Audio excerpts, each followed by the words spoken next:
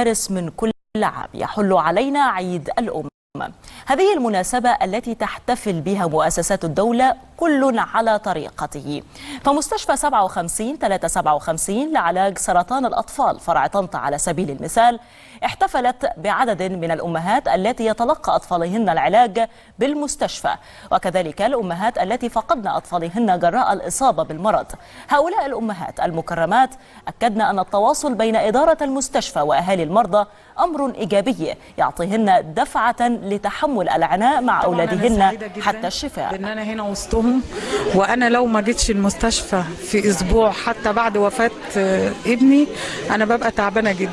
وبالمناسبة هو ال40 بتاع ابني كان امبارح، وطبعا أنا جاي أشارك ومبسوطة جدا إن هم كمان يعني مش بعد وفاة ابني هم نسيونا، لا بالعكس.